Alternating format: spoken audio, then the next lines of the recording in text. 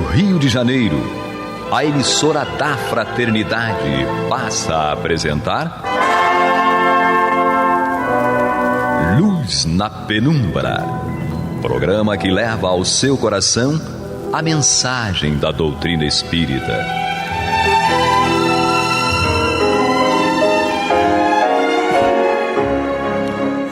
E com vocês, André Afonso Monteiro, para o estudo do livro A Gênese, da obra codificada por Allan Kardec. Olá, amigo ouvinte internauta da Rádio Rio de Janeiro, emissora da Fraternidade, a rádio que toda família pode ouvir, programa Luz na Penumbra. Hoje nós vamos iniciar um novo ciclo do estudo da obra A Gênese. Iniciamos aqui o estudo do livro. Aqui eu, André Monteiro, e também a nossa Miranda, Maria de Fátima Miranda Vasconcelos. Que Jesus nos conduza. E Eduardo Araújo. Muita paz a todos. Feliz aí por termos a oportunidade aí, junto com o André Monteiro, iniciar, novamente, voltando aí, iniciando o estudo do livro A Gênese. Muito bom isso. É um livro que muitas pessoas têm medo de ler, né? Acham que é muito difícil. É um dos livros da codificação de Allan Kardec que são menos lidos, né? Sim, menos estudados. Dos menos estudados. Então, aqui no programa Luz na Penumbra vai ser uma ótima oportunidade para você verificar o quanto que esse livro nos traz informações tão importantes aí, e vale muito a pena ser lido. Sim, porque esta obra ela traz para nós o caráter da revelação espírita, né? O ensino universal dos espíritas, a forma como Kardec, digamos assim, conduziu a sua pedagogia, fala sobre os fluidos, como as teorias que Kardec trouxe aqui para nós sobre a construção do planeta, enfim, alguns temas até bem científicos, mas que a gente vai tentar trazer aqui de acordo com a doutrina, com a literatura espírita. Vamos tentar trazer de uma forma que seja, digamos assim, compreensível para todos vocês. Kardec fala também aqui sobre a teoria do surgimento do corpo, a gênese espiritual, desenvolve os atributos de Deus, que aqui é muito importante essa parte. Fala também dos milagres praticados por Jesus, os milagres do Evangelho, e um capítulo que é importantíssimo também, Miranda e Eduardo, é a questão dos fluidos.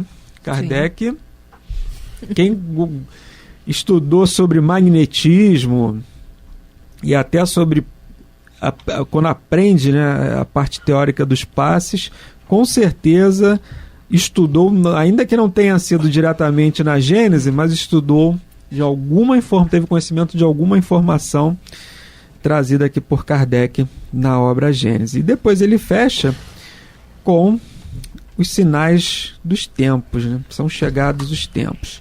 Então, uma obra muito interessante e que a gente tem um prazer imenso de estudar aqui com vocês. Mas vamos lá, sem maiores delongas. Vamos à introdução do livro A Gênese, né? Começar do começo. Vamos lá. Introdução à primeira edição publicada em janeiro de 1868. Lembrando que foi a última obra publicada por Allan Kardec, né? O seu desencarne ocorre um ano depois, não é isso? 1869. Exatamente. Na verdade, vamos ver aqui vamos ser mais precisos aqui na desencarnação de Allan Kardec. Foi 31 de março de 1869. Quer dizer, pouco mais de um ano após a primeira edição publicada, Allan Kardec deixava a vida física e retornava ao plano espiritual. Então, diz Kardec, esta nova obra é mais um passo dado ao terreno das consequências das aplicações do Espiritismo. Conforme seu título indica, tem ela por objetivo o estudo dos 3 pontos até agora diversamente interpretados e comentados: a Gênese, os milagres e as predições, em suas relações com as novas leis que decorrem da observação dos fenômenos espíritas. 2 elementos, ou se quiserem 2 forças, regem o universo: o elemento espiritual e o elemento material. Da ação simultânea desses dois princípios nascem fenômenos especiais que se tornam naturalmente inexplicáveis desde que se abstraia de um deles. Do mesmo modo que a formação da água seria inexplicável se abstraísse de um dos seus elementos constituintes, o oxigênio e o hidrogênio. Muito boa a comparação, né? Sim. Porque a molécula da água é formada exatamente pela junção do oxigênio com o hidrogênio, o famoso H2O, que nós estudamos lá na química. Não é a bebida, H2O. E essa comparação que Kardec faz é fantástica, né? O elemento material junto ao elemento espiritual, como se fosse fazendo a comparação da água, né? Da química da água e da química da vida, né? A matéria e o espírito. Na verdade, a gente está imerso em um grande aquário, né? Como se fosse um grande aquário envoltos aí em fluidos, em esse princípio espiritual também. E há essa relação contínua entre espírito e mundo espiritual e mundo material, em que ainda que a gente não acredite e não consiga identificar, ele existe e interage um com o outro, né, Miranda? Estamos sempre interagindo com o mundo espiritual, né? Pois é, porque a nossa origem é. E depois nós vamos compreender, quando Einstein vai definir matéria e diz que matéria é energia, então tudo é energia. E ele continua aqui, demonstrando a existência do mundo espiritual e suas relações com o mundo material, o Espiritismo fornece a chave para a explicação de uma imensidade de fenômenos incompreendidos e considerados, em virtude mesmo dessa circunstância inadmissíveis por parte de uma certa classe de pensadores. Então, até dando uma pausa aqui, eu fiquei imaginando, quando será que a gente se deu conta, Miranda? E aí, Eduardo também. Quando eu, André, tive a sensação ou a informação de que havia o mundo espiritual, de que não era só isso que nós, digamos assim, estamos vendo aqui agora. A gente está aqui gravando, mas será que é só isso que existe? São só essas portas, essas paredes? Como explicar, não é? É interessante. Você tem mediunidade se você sente em alguma sim, tem, ainda que intuitivamente. E aí você vai educando, ela vai ficando cada vez mais definida e você consegue identificar quando está recebendo uma inspiração mais objetiva. Não é isso? Sim. Mas olha, nessa encarnação o meu avô era um referencial de pai, porque minha mãe e meu pai vinham separando. Então, com 4 anos de idade, meu avô morreu. Desencarnou. Para mim foi uma perda, sabe? Muito grave. E eu não entendi porque que eu via meu avô e ele não estava mais lá. Então, eu nunca consegui explicar isso. Toda a família católica, eu estava vendo alma. Mas naquela situação de que estava morto. Sabe? É algo que a doutrina espírita vem resgatar para mim quando a mediunidade me trouxe outras necessidades de educação. E eu cheguei à casa espírita. E fui acolhida com o evangelho. Lembro que quem me recepcionou na casa espírita estava com o evangelho na mão. E me acolheu. Lá em Maceió. Só fui uma vez naquela casa espírita. Interessante. Aí... Já, com quantos anos isso, Miranda? Eu estava com 17 anos. Eu estava me preparando para a faculdade, fazer vestibular. Memórias de Miranda, Eduardo. Entendeu? Aí você me pergunta, quando eu me dei conta disso... Memórias do Padre Germano, tem Memórias de Mãe Miranda. Aí você me pergunta, quando eu me dei conta disso... Livro, é muito bom. Quando eu me dei conta disso? Primeiro, com a perda do meu avô, porque até então eu não tinha noção de nada. Eu tinha uma referência, que era o meu avô, por todo o afeto que ele tinha por mim. Quando ele desencarna, eu lembro que o médico orientou a minha mãe a caminhar comigo na praça, porque eu não conseguia dormir.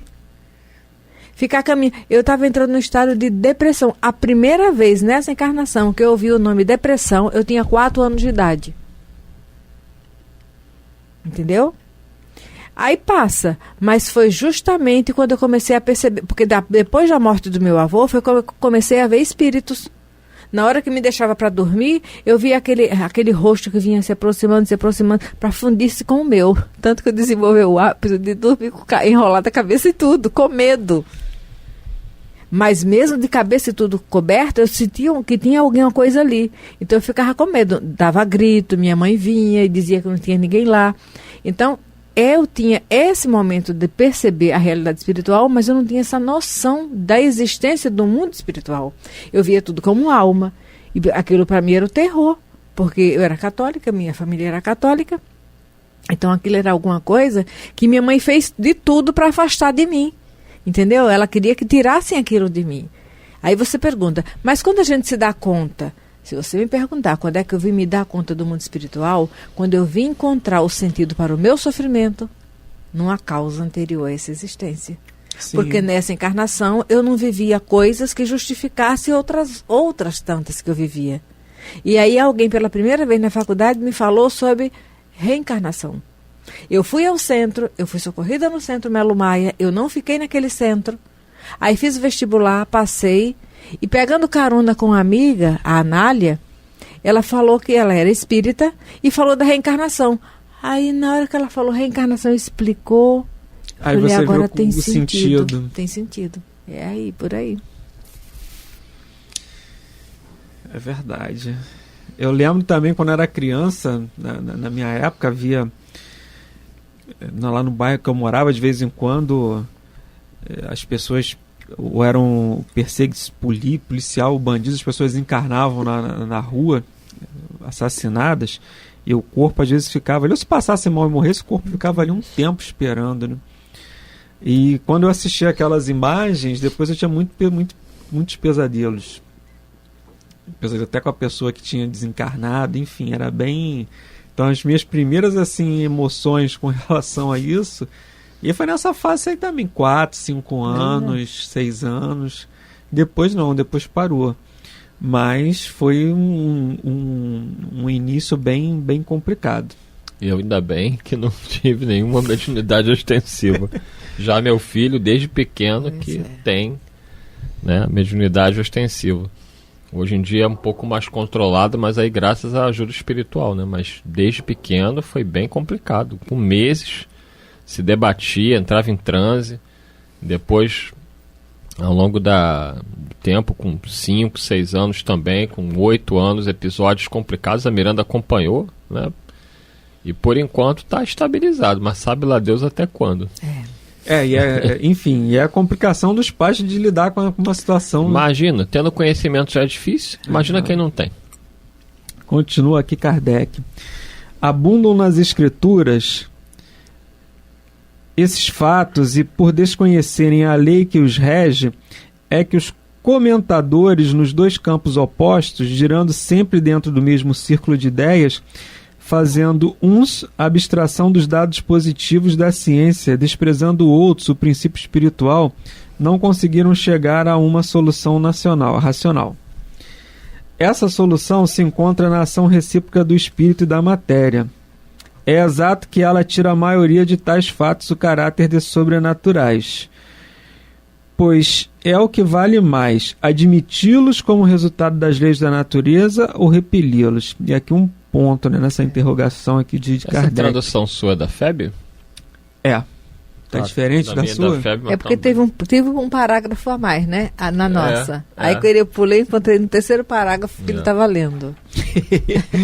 Isso aqui é do Guilhom Ribeiro. Mas a nossa tá... mas às vezes nós vamos encontrar em algumas traduções da FEB um parágrafo que some, outro que aparece. O El, né? Isso não é nada espiritual. Não é.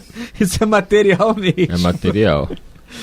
Então vamos lá, né? Então a gente para aqui nessas indagações de Kardec, porque quando a gente analisa, por exemplo, se você analisasse esse caso, Eduardo, que estava acontecendo lá com o nosso bravo Heitor, você vai entender que é algo sobrenatural.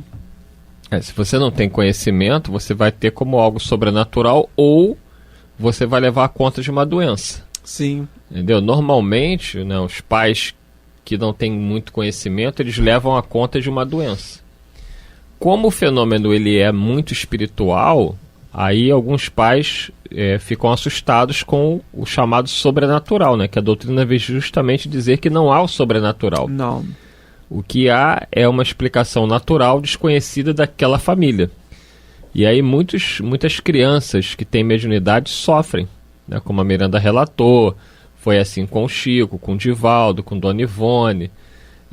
Aqueles que têm uma mediunidade já ostensiva desde a primeira infância acabam sendo muito incompreendidos pela família e pelos médicos, porque os pais levam no pediatra, o pediatra, se não tiver o conhecimento espiritual, vai também ser levado a erro, porque ele não vai saber explicar, e aí muitas crianças, às vezes pequenas, são entupidas de medicações para poder controlar aquilo que os médicos, né, que os especialistas não conseguem explicar.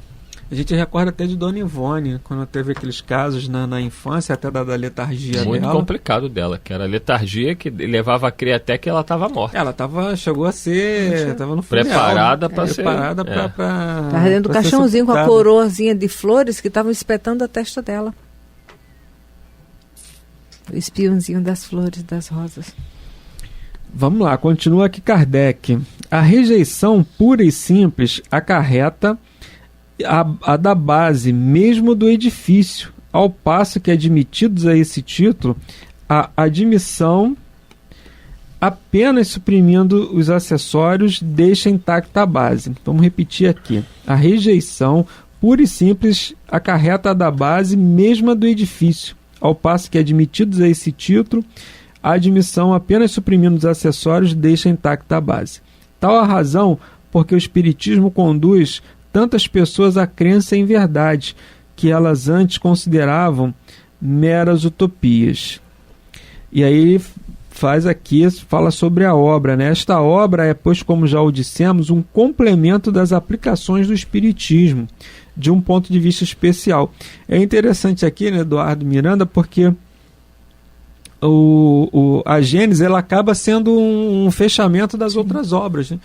O Livro dos Espíritos, o Céu e o Inferno, o próprio Evangelho, ela acaba sendo ali, digamos assim, esse encerramento dessa obra. E ele fala, os materiais se achavam prontos, ou pelo menos elaborados desde longo tempo, mas ainda não chegaram o momento de serem publicados. Era preciso, primeiramente, que as ideias destinadas a lhe servirem da base houvessem atingido a maturidade. E, além disso, também se fazia mister levar em conta a oportunidade das circunstâncias. É interessante, a gente até falava de datas aqui no início, essa obra é de 1868. Ou seja, né, uns 11 anos após, em 11 anos, basicamente, Kardec ele fez toda essa produção, se a gente considerar aquela a versão final em O Livro dos Espíritos, que é 1857, para 1868, nós temos 11 anos aí, que Kardec fez toda essa produção.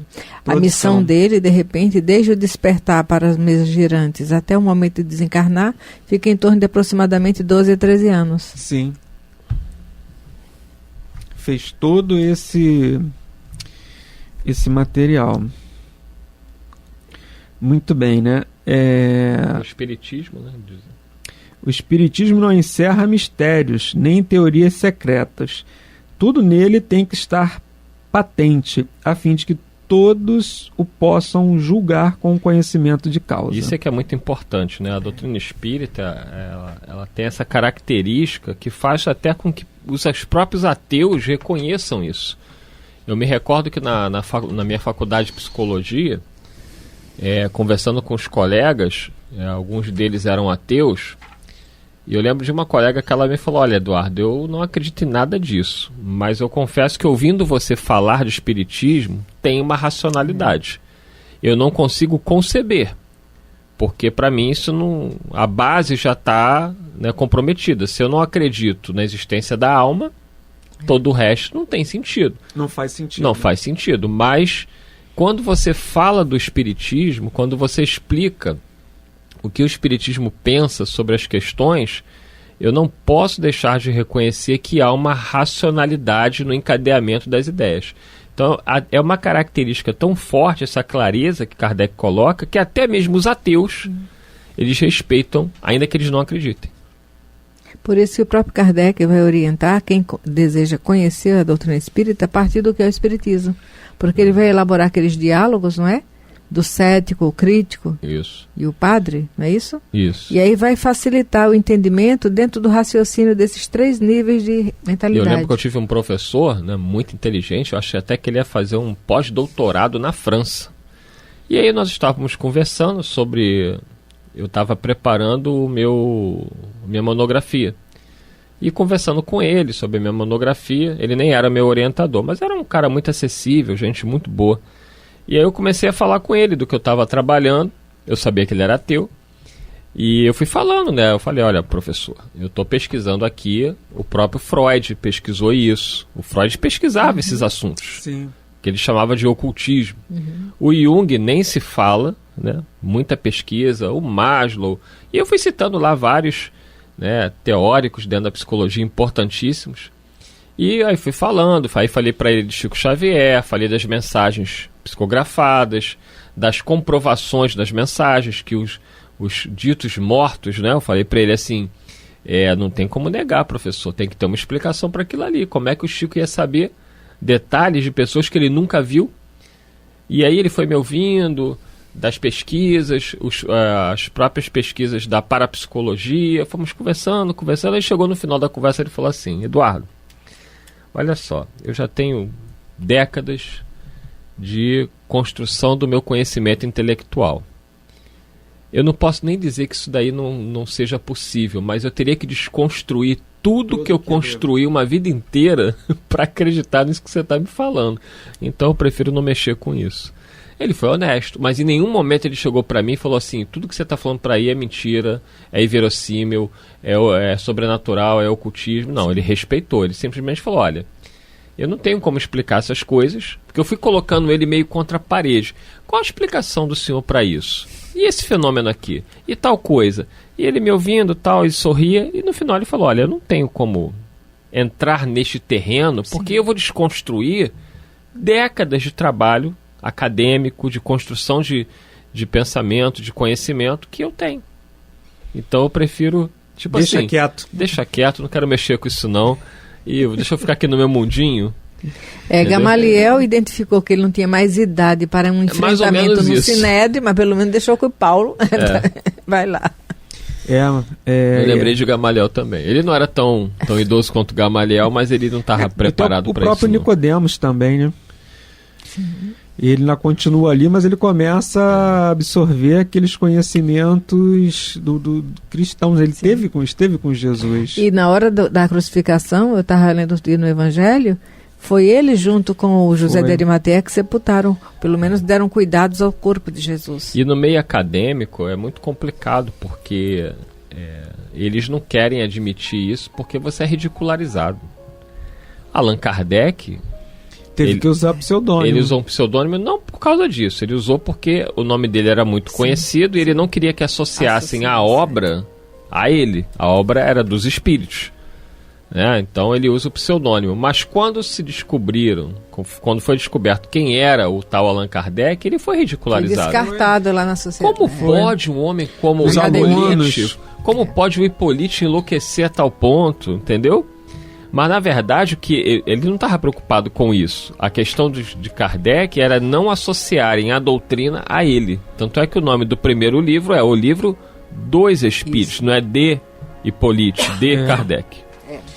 Muito bem, nós estamos caminhando aí ao final.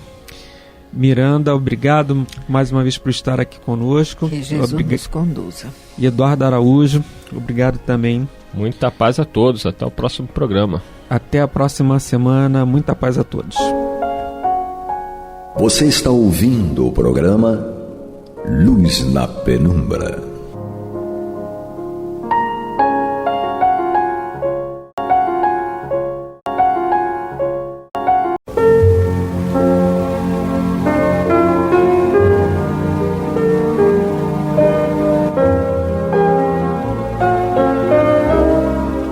Rádio Rio de Janeiro está levando ao seu lar e ao seu coração a mensagem consoladora da doutrina espírita, através do programa Luz na Penumbra.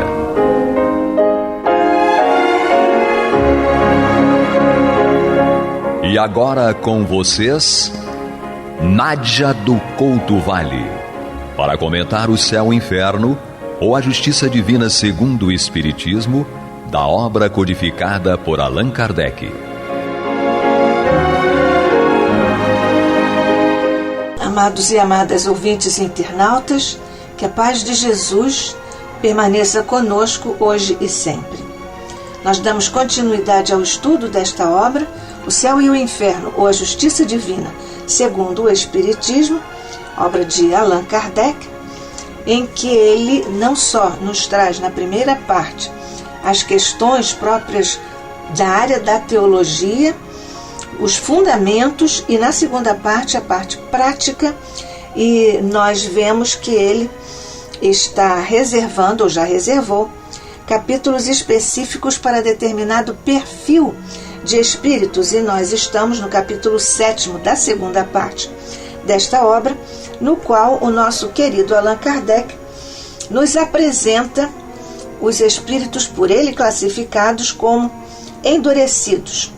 Já iniciamos os nossos comentários, nosso estudo aqui coletivo sobre o espírito Ximena, que é um homem. Esse nome é usado tanto para homem quanto para mulheres, e o espírito Ximena deu uma comunicação em Bordeaux em 1862, através de uma médium, perante a qual ele se apresentou espontaneamente, médium essa habituada, segundo seu próprio guia espiritual, a esse tipo de manifestação de espíritos com esse perfil, porque na verdade era ou se tratou de uma médium cuja missão parece ser a de assistir espíritos inferiores que seu guia espiritual a ela conduzia.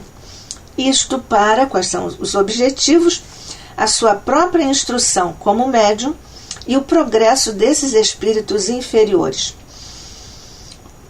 Ximena declara que tinha sido homem na encarnação, porque é perguntado a ela logo se era homem ou mulher, em função de um nome prestar-se a ambas as possibilidades, ser de homem ou ser de mulher. Em português nós também temos esse tipo de nomenclatura para nomes. Por exemplo, Darcy pode ser aplicado tanto para mulher quanto para homem, e ele declara que fora homem e declara ser tão infeliz quanto possível e sofrer, aspas, todos os tormentos do inferno. Ele declara ainda, e não só declara, mas ele revela pujantemente, fortemente, o seu egoísmo. Diz, por exemplo, que não quis expender, avançar, dar mais comentários sobre a inexistência do inferno, embora tivesse usado tormentos do inferno, dizendo que pouco lhe importava, aspas, porque essas explicações pudessem vir a beneficiar outras criaturas. Admitiu que o egoísmo pudesse ser uma das causas de seu sofrimento, ou seja, não vai dar informações para ajudar outras pessoas.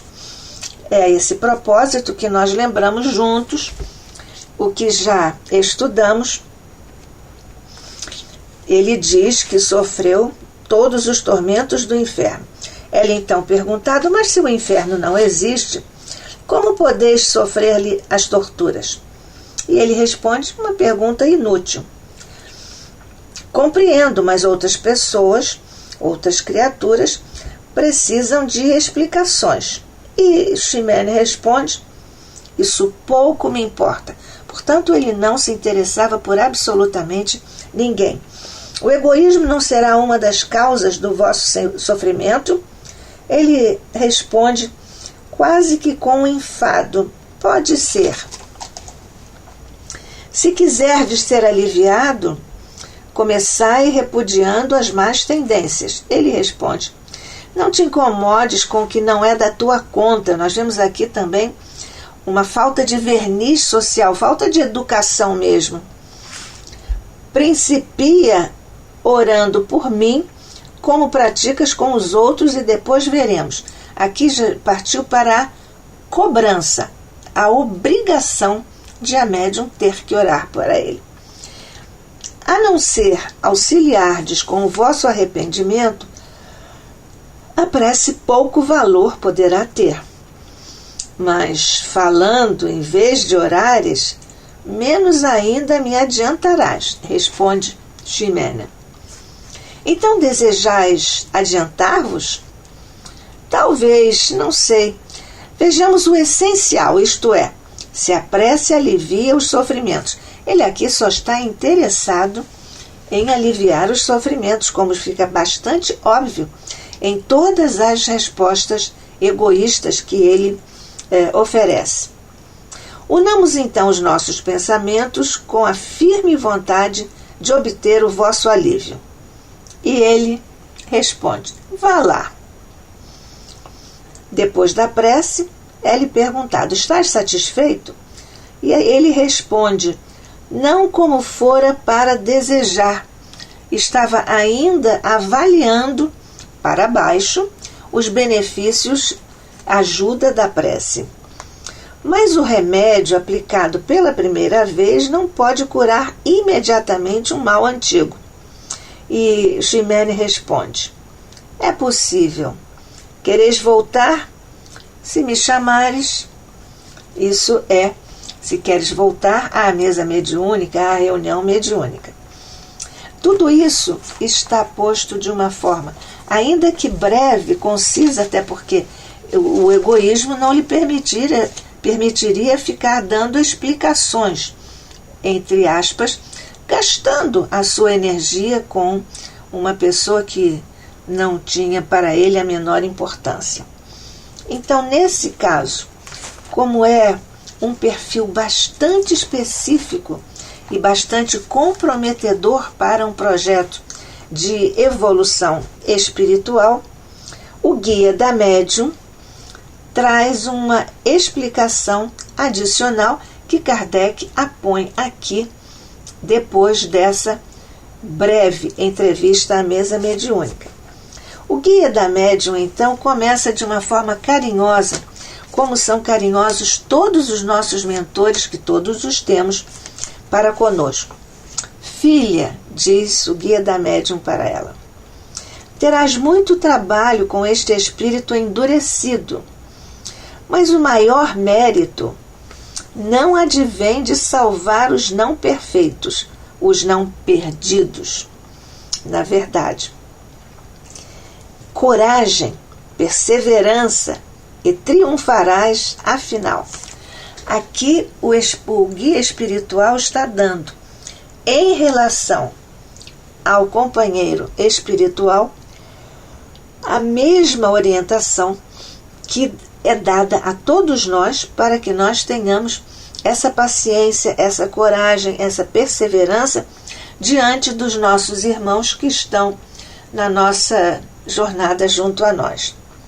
Então, aqui está posto: não há culpados, o guia da médium dizendo, não há culpados que se não possam regenerar por meio da persuasão e do exemplo.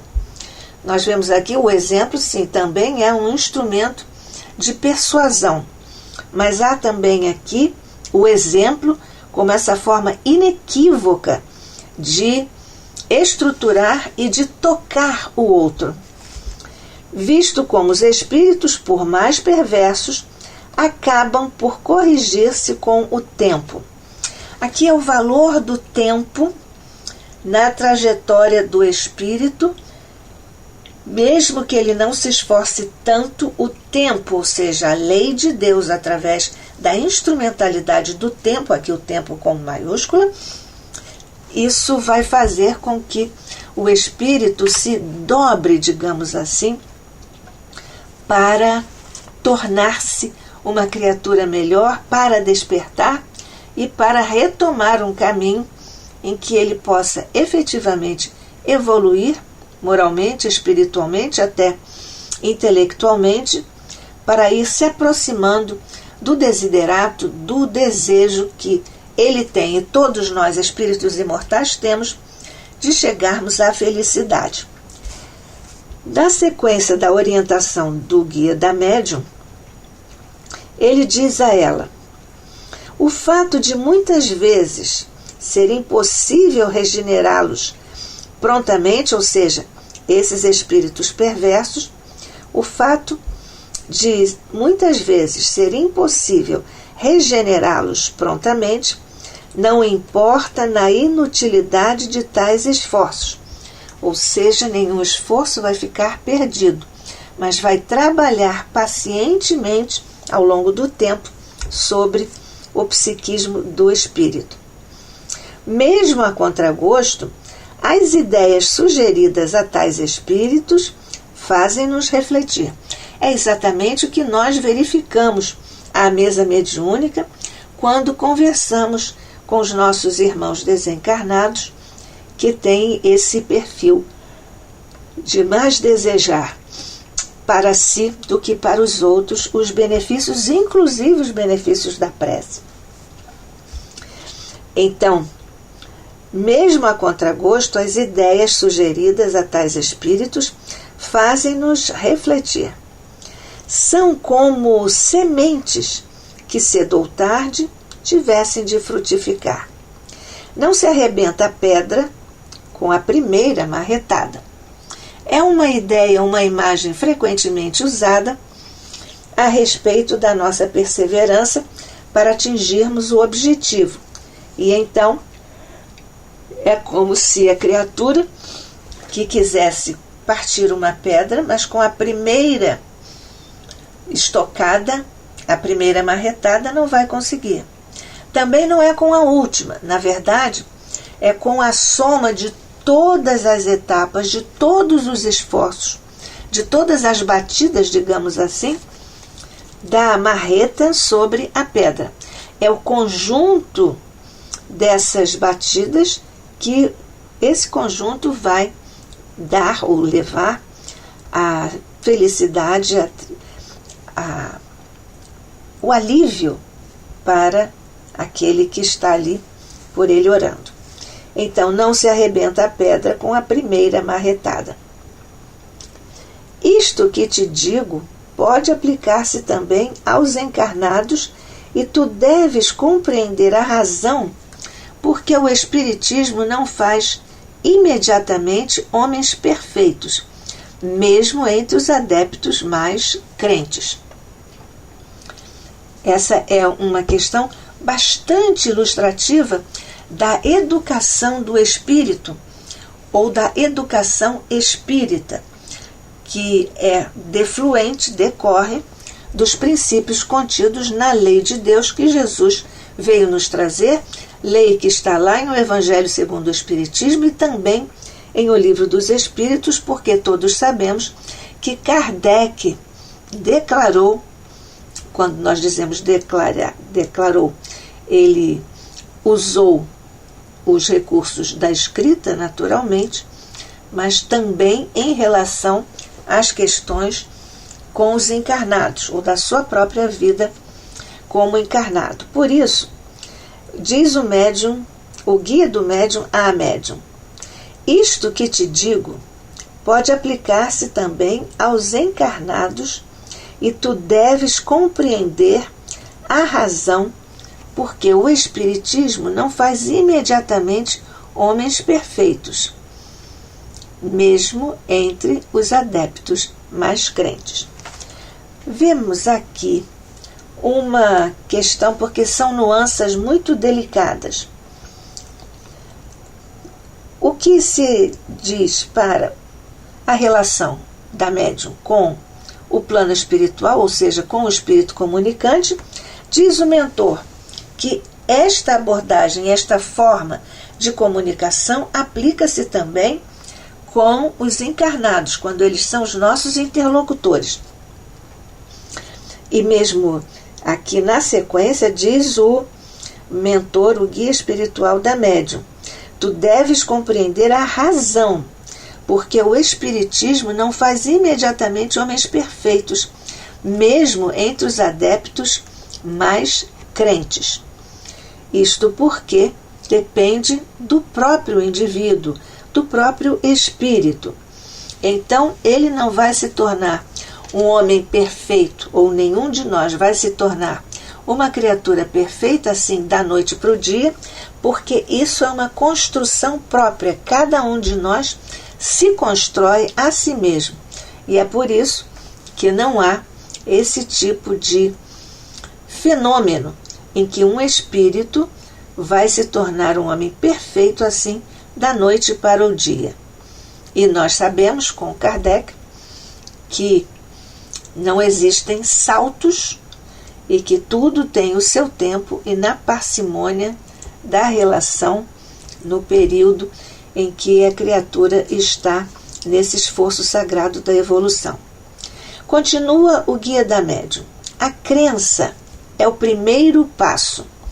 Ele está aqui se referindo a como lidar com espíritos assim sofredores e arrogantes, porque essa parece ser a missão mesma da médium, e o seu guia diz que isso também se aplica aos encarnados e que ela deve compreender, como todos nós devemos compreender, o motivo pelo qual o Espiritismo não faz imediatamente de todos nós homens e mulheres perfeitos, porque isto vai depender da forma como nós vamos dirigir as nossas relações, as nossas energias, no caso, as nossas obrigações, assim, da noite para o dia, de repente. Isto mesmo entre os adeptos mais crentes.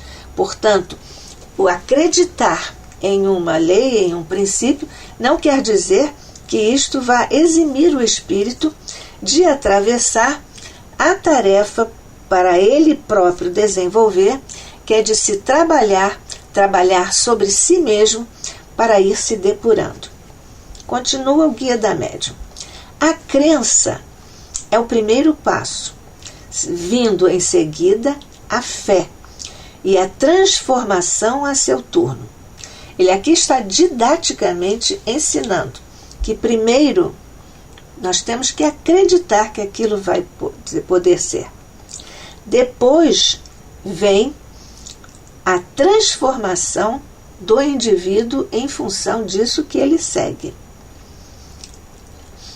E afinal de contas, então, além disso, diz o Guia da Médium, e além disso, força é que muitos venham revigorar-se no mundo espiritual.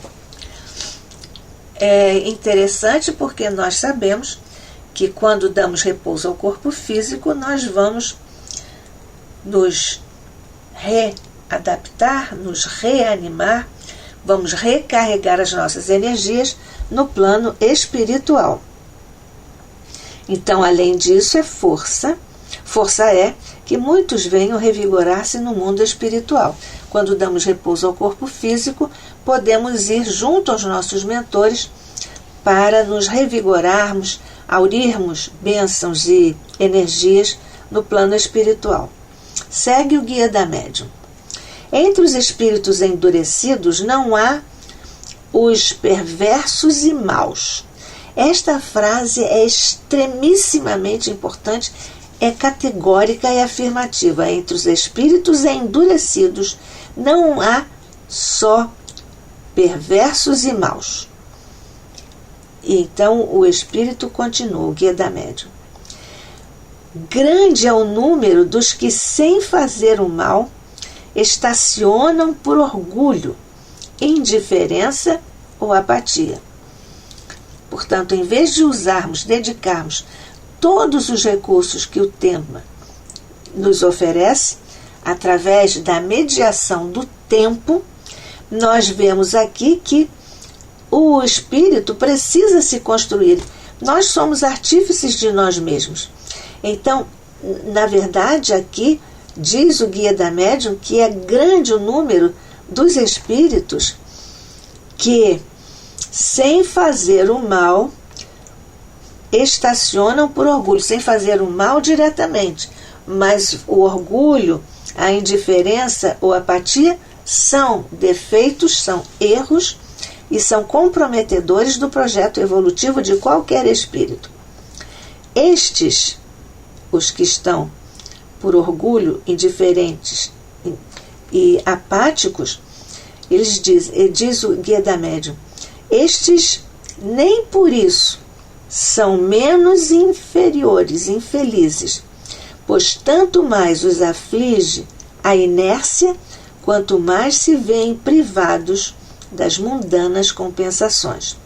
Portanto, já está afastado dessa vibração de mundanas compensações, mas continua, no malgrado seu, no momento ou na faixa de vibração em que ele se situa por seu orgulho, indiferença ou apatia. Segue a orientação do Guia da Médium. Intolerável, por certo, se lhes torna a perspectiva do infinito. Porém, eles não têm nem a força nem a vontade para romper com essa situação. Aqui uma interessante questão, porque nós podemos estar estacionados paralisados em função do nosso orgulho. Referimos-nos, diz o Guia da Médium, a esses indivíduos que levam uma existência ociosa, inútil a si como ao próximo, acabando muitas vezes no suicídio, sem motivos sérios, por aborrecimento da vida. Em regra, tais espíritos são menos passíveis de imediata regeneração do que os positivamente maus. Este conceito é fundamental para nós guardarmos. Existem espíritos positivamente maus e existem outros espíritos que são, na verdade, ou estão em condição inferior do ponto de vista vibratório, mas esses espíritos têm a capacidade, eles são possíveis e passíveis de imediata regeneração. Isso acontece muito mais com eles, os espíritos que estão nessa faixa, do que os espíritos positivamente maus, visto como estes, os positivamente maus, estes ao menos dispõem de energia. E uma vez doutrinados, votam-se ao bem com o mesmo ardor que lhes inspirava o mal. É o exemplo clássico do Espírito Paulo, o grande apóstolo dos gentios, quando ele disse: não faço ainda o bem que quero, mas lamento que ainda esteja fazendo o mal que não desejo mais fazer. Aos outros, conclui o Guia da Médium, aos outros, muitas encarnações se fazem precisas para que progridam aqueles que são passíveis de regeneração. Muitas encarnações se fazem precisas para que progridam. E isto, pouco a pouco, domados pelo tédio, procurando para se distrair em qualquer ocupação que mais tarde venha transformar-se em necessidade. Esse é um fenômeno que nós verificamos com muita frequência à mesa mediúnica quando conversamos com esses nossos irmãos espíritos comunicantes. Eles se sentem muitas vezes cansados de tanto fazer o mal, cansados do ócio, cansados da indiferença, e então, a partir desse cansaço, eles vão começar o caminho da sua própria regeneração. A paz de Jesus permaneça conosco hoje e sempre. Que assim seja.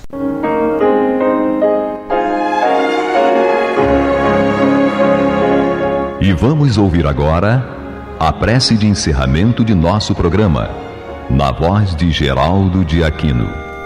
Jesus, dá-nos coragem para a luta, piedade para os insultos e misericórdia para as injustiças e ingratidões. Limpa nossa alma de inveja e ambições mesquinhas, de ódio e de vingança o nosso caminho. E que dentro em pouco, ao recolher-nos de novo ao calor do nosso leito, para que o sono nos dê a paz e o esquecimento das tristezas humanas, possamos sentir, Senhor, no mais íntimo de nosso ser, a doçura indefinível do Teu amor e a grandeza incomparável da Tua divina presença. Que assim seja.